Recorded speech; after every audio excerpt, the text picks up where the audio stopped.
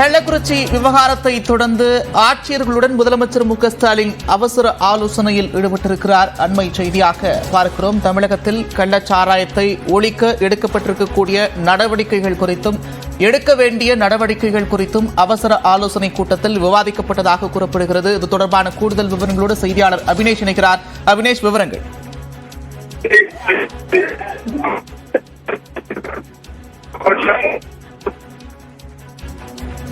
ஒட்டுமொத்த தமிழகத்தையே உலுக்கி எடுத்திருக்கக்கூடிய கள்ளக்குறிச்சி சம்பவத்தை தொடர்ந்து தற்போது தமிழகத்தில் இருக்கக்கூடிய அனைத்து மாவட்ட ஆட்சியர்களுடன் முதலமைச்சர் மு.க.ஸ்டாலின் காணொலி வாயிலாக அவசர ஆலோசனையில் ஈடுபட்டிருக்கிறார்.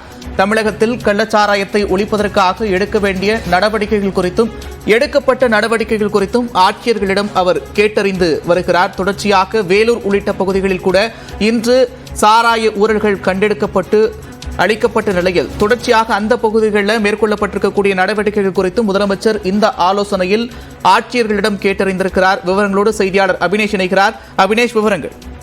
நந்தா, அனைத்து மாவட்ட ஆட்சியர்கள் மற்றும் காவல்துறை கண்காணிப்பாளர்களுடன் முதலமைச்சர் மு.க.ஸ்டாலின் ஆலோசனை நடத்துகிறார். காணொலி காட்சி மூலம் நடைபெறக்கூடிய இந்த ஆலோசனை கூட்டத்தில் கள்ளச்சாராயம் மற்றும் போதை ஒழிப்பு நடவடிக்கைகள் குறித்து அந்தந்த மாவட்டத்தில் எடுக்கப்பட்டுள்ள நடவடிக்கைகள் குறித்து மிக விரிவாக ஆய்வு மேற்கொள்கிறார்.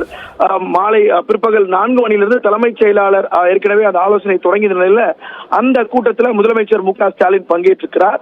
கள்ளக்குறிச்சி மாவட்டத்தில் கருணாபுரத்தில் ஏற்பட்டிருக்கக்கூடிய அந்த விவகாரம், அதுல 50க்கும் மேற்பட்ட ஒரு பலியான இந்த சம்பவம் என்பது தமிழ்நாட்டிலே ஒரு உலுக்கி இருக்கிறது. இந்த நிலையில ஒவ்வொரு மாவட்டத்திலும் இந்த கள்ளச்சாராய ஒழிப்பு அப்படிங்கிறதுல தீவிரப்படுத்த வேண்டும் எனவும் கூட்டத்தில் முதலமைச்சர் மு.க.ஸ்டாலின் அதிகாரிகளுக்கு அறிவுறுத்துகிறார்.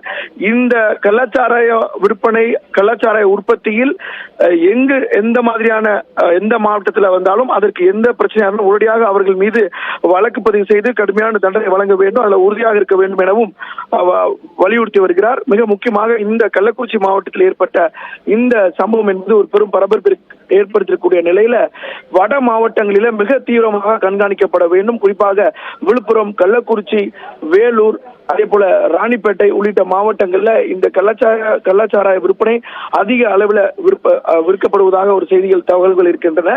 அதையெல்லாம் தீவிரப்படுத்த வேண்டும். தொடர்ந்து மாவட்ட ஆட்சியர்களுக்கு அதே போல காவல்துறை கண்காணிப்பாளருக்கு பல்வேறு அறிவுரைகளை வழங்கி வருகிறார். இந்த கள்ளச்சாராய விவகாரத்தில் எத்தகைய நபர்களாக இருந்தாலும் அவர்கள் மீது கடுமையான நடவடிக்கை எடுக்கப்பட வேண்டும். குறிப்பாக வழக்கு பதிவு செய்யப்பட வேண்டும். குறிப்பாக இந்த ஏற்கனவே கள்ளச்சாராய விவகாரத்துல குண்டார் சட்டம் வரை இதுல வழக்கு பதிவு செய்யலாம் அப்படின்னு இருக்கக்கூடிய நிலையில இந்த விவகாரத்துல கடும் நடவடிக்கை எடுக்க வேண்டும் என அனைத்து மாவட்ட ஆட்சியர்களுக்கும் அறிவுறுத்தல்களை வழங்கி வருகிறார். நந்தா. அபினேஷ், நீங்க குறிப்பிட்டதை போல கிழக்கு மலை குன்றுகள்ல அதிக அளவுக்கு கள்ளச்சாராயம் காய்ச்சப்படுறத பார்க்க முடியுது. ஜவ்வாது மலை, கல்வராயன் மலை, சேர்வராயன் மலை உள்ளிட்ட பகுதிகளில் நம்ம தொடர்ச்சியாக செய்திகளில் பார்த்து வரோம். வேலூர், வாணியம்பாடி உள்ளிட்ட பகுதிகளில் அடிக்கடி பறிமுதல் செய்யறது, சாராய ஊழல்கள் அடிக்கிறது, இந்த மாதிரி சம்பவங்களை பார்த்து வரும். தொடர்ச்சியாக அங்கு முற்றிலும் தடுப்பதற்கு என்ன நடவடிக்கைகள் எடுக்கணும்னு முதலமைச்சர் அறிவுறுத்திருக்கிறார். அபினேஷ், நீங்க சொன்ன மாதிரி இந்த வட மாவட்டங்கள்ல, அது குறிப்பா நார்த் ஆர்காடுன்னு சொல்லக்கூடிய இந்த நார்த் ஆர்காடு மாவட்டங்கள்ல ஒரு சென்சிட்டிவ் ஏரியாவா இருக்கு, சென்சிட்டிவ் டிஸ்ட்ரிக்ட்ஸா இருக்கு இந்த கள்ளச்சாராய விவகாரத்தை பொறுத்தவரை. அதுலயும் குறிப்பாக திருவண்ணாமலை, வேலூர், விழுப்புரம், அதே போல கள்ளக்குறிச்சி ஆகிய மாவட்டங்களில் மலை குன்றுகளுக்கு அடிவாரத்துல இந்த கள்ளச்சாராய விற்பனை என்பது நடைபெறுகிறது. நம்முடைய தொலைக்காட்சியில கூட மிக பிரத்யேகமான ஒரு செய்தியை நம்ம வெளியிட்டு வருகிறோம்.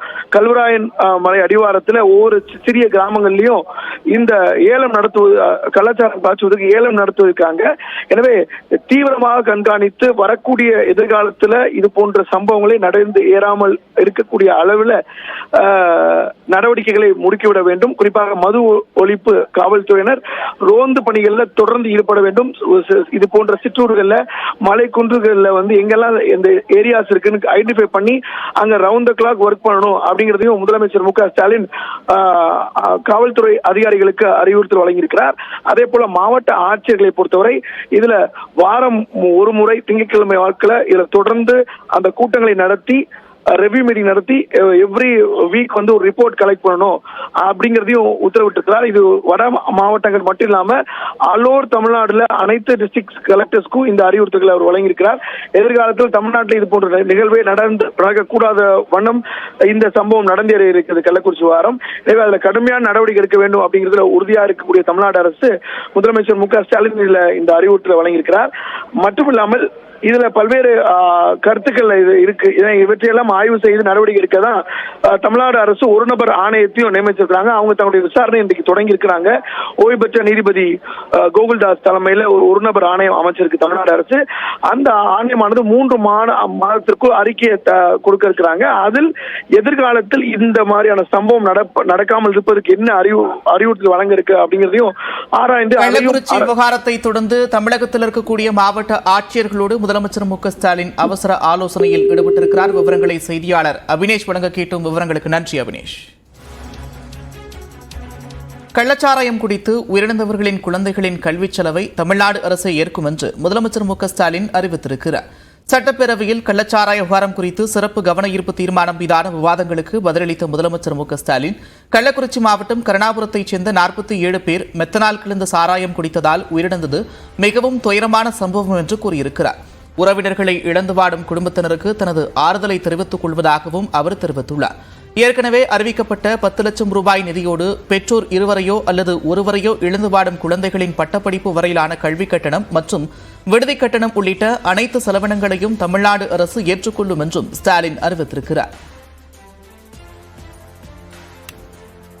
பெற்றோர் இருவரையோ அல்லது ஒருவரையோ இழந்து வாடும் குழந்தைகளின் பட்டப்படிப்பு வரையிலான கல்வி கட்டணம் மற்றும் விடுதி கட்டணம் உள்ளிட்ட அனைத்து செலவினங்களையும் தமிழ்நாடு அரசு ஏற்றுக்கொள்ளும். பெற்றோர் இருவரையும் இழந்து ஆதரவின்றி தவிக்கும் ஒவ்வொரு குழந்தையும் பாதுகாவலர் பராமரிப்பு வளர அவர்கள் 18 வயது நிறைவடையும் வரை மாத பராமரிப்பு தொகையாக தலா 5000 ரூபாய் வழங்கப்படும். பெற்றோர் இருவரையும் இழந்த குழந்தைகளுக்கு உடனடி நிவாரண தொகையாக அவர்களின் பெயரில் தலா 5 லட்சம் ரூபாய் முதலமைச்சரின் பொது நிவாரணத்திலிருந்து நிலையான வைப்பு தொகையில் வைக்கப்படும். அவர்கள் 18 வயது பூர்த்தி அடைந்தவுடன் அந்த தொகை வட்டியோடு அவர்களுக்கு வழங்கப்படும். பெற்றோர் இருவரில் ஒருவரை இழந்து வாடும் குழந்தைகளுக்கு தலா 3 லட்சம் ரூபாய் முதலமைச்சரின் பொது நிவாரணத்திலிருந்து வழங்கப்படும். கள்ளச்சாராய மரண சம்பவத்தில் தொடர்புடையவர்கள் யாராக இருந்தாலும் அவர்கள் கைது செய்யப்படுவார்கள் என்று முதலமைச்சர் மு.க. ஸ்டாலின் திட்டவட்டமாக தெரிவித்தார். கள்ளச்சாராய பாதிப்பு போன்றவற்றின் சிகிச்சைக்கு பயன்படுத்தக்கூடிய உயிர்காக்கும் மருந்துகள் அனைத்தும் அரசு மருத்துவமனைகளில் போதுமான அளவில் இருப்பு வைக்கப்பட்டிருப்பதாகவும் அவர் கூறினார். எதிர்கால சமுதாயத்தை மிக மோசமான வகையில் பாதிக்கும் போதைப் பொருட்களை எந்த வகையிலும் அனுமதிக்க இயலாது என்ற அடிப்படையில் இவற்றை விற்பனை செய்பவர்கள் மீது சட்ட ரீதியாக எடுக்க வேண்டிய அனைத்து நடவடிக்கைகளையும் நாங்கள் தீவிரமாக எடுத்து வருகிறோம்.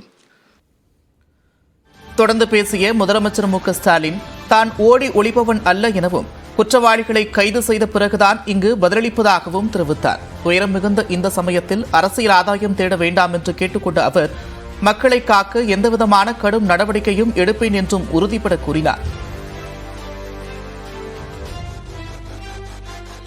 தமிழ்நாட்டின் முதலமைச்சரின் முறையில் இந்த பிரச்சனையிலிருந்து நான் ஓடி ஒளிபவன் அல்ல, பொறுப்பை உணர்ந்ததற்காக இருந்தால் பொறுப்போடு பதிலளித்துக் கொண்டிருக்கிறேன். துயரம் மிகுந்த இந்த சம்பவத்தை அரசியல் ஆதாயம் தேட வேண்டாம் என்று கேட்டுக்கொள்கிறேன். என்னை பொறுத்தவரை சமூக விரோத சக்திகளிடமிருந்து மக்களை காக்க எந்த விதமான கடுமையான நடவடிக்கைகளை எடுப்பேன் என உறுதி அளிக்கிறேன்.